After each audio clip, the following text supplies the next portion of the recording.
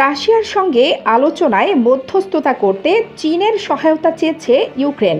এজন্য সম্প্রতি বেইজিং সফর করেন ইউক্রেনের পররাষ্ট্রমন্ত্রী দিমিত্র কুলেবা।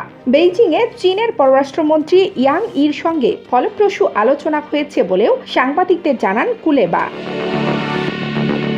তিনি বলেন, রাশিয়া আলোচনায় বসতে সত্যি আন্তরিক হলে ইউক্রেনও তাতে আপত্তি করবে না, কিন্তু রাশিয়ার দিক থেকে এখন পর্যন্ত এমন কোনো লক্ষণ দেখা যাচ্ছে না। অন্যদিকে চীন মনে করছে যুদ্ধ বন্ধের জন্য মস্কো কিয়েভ সরাসরি আলোচনা শুরু করার সব শর্ত এখনো পূরণ হয়নি, আলোচনার সময় এখনো আসেনি, এমনটাই মন্তব্য করেছেন চীনের পররাষ্ট্রমন্ত্রী।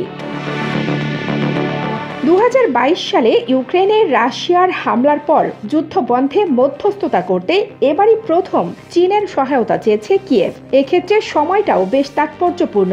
এমন একটা সময়ে কুলেবা বেইজিং সফর করলেন যখন রাশিয়ার সঙ্গে সরাসরি আলোচনা শুরু করার জন্য নিজেদের পক্ষে অনুকূল আন্তর্জাতিক পরিবেশ তৈরির জোর চেষ্টা শুরু করছে কিয়েভ। ইউক্রেনে শান্তি প্রতিষ্ঠার জন্য গত মাসে সুইজারল্যান্ডে একটি আন্তর্জাতিক সম্মেলন অনুষ্ঠিত হয়। এতে অংশগ্রহণকারী 80টির বেশি দেশ ইউক্রেনের সার্বভৌমত্ব ও ভূখণ্ডের অখণ্ডতা শান্তি আলোচনার ভিত্তি বলে মত দিয়েছে। এর মধ্য দিয়ে রাশিয়ার সঙ্গে সম্ভাব্য শান্তি আলোচনায় ইউক্রেনের পক্ষে একটি বড় সমর্থন পাওয়া গেছে। চলতি বছর আরেকটি শান্তি সম্মেলন আয়োজনের কথা ভাবছে ইউক্রেন। এরই মধ্যে বিভিন্ন দেশের কাছে নিজেদের খাদ্য নিরাপত্তা, জ্বালানির প্রয়োজনীয়তার কথা তুলে ধরেছে ইউক্রেন। রাশিয়ার সঙ্গে যুদ্ধবন্দী বিনিময়ের সাফল্যের কথাও প্রচার করছে দেশটি। জাতিসংঘের সাধারণ পরিষদে সম্ভাব্য ভোটাভুটিতে নিজেদের পক্ষে আন্তর্জাতিক সমর্থন বাড়াতে এসব তৎপরতা চালাচ্ছে কিয়েভ।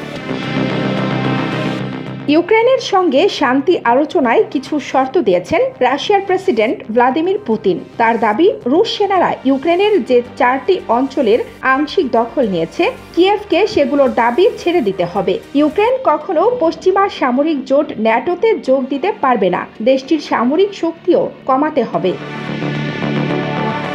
কিন্তু ইউক্রেনের প্রেসিডেন্ট ভলোদিমির জেলেনস্কি এখনও যুদ্ধ নিয়ে নিজের লক্ষ্যে অটল আছেন। তিনি হারানো ভূখণ্ড পুনরুদ্ধার করতে চান, তবে সম্প্রতি তার এ মনোভাবে পরিবর্তন এসেছে। তিনি মনে করছেন আলোচনার মাধ্যমেই তার সেই লক্ষ্য অর্জন সম্ভব। জেলেনস্কি বলেন, ইউক্রেনের হারানো সব ভূখণ্ড সামরিকভাবে পুনরুদ্ধার করার দরকার নেই, এক্ষেত্রে কূটনীতি তাদের সহায়তা করতে পারে। জেলেনস্কির এমন মনোভাবকে স্বাগত জানিয়েছে ক্রেমলিনের মুখপাত্র দিমিত্রি পেসকভ। তিনি বলেন, এসব কথার সুনির্দিষ্ট অর্থ কি তা এখনো স্পষ্ট নয়। জেলেনস্কি কি পরিকল্পনা নিয়ে কথা বলছেন সেটাও জানা বাকি রয়েছে। কানিস ফাতেমা, খবর সংযোগ।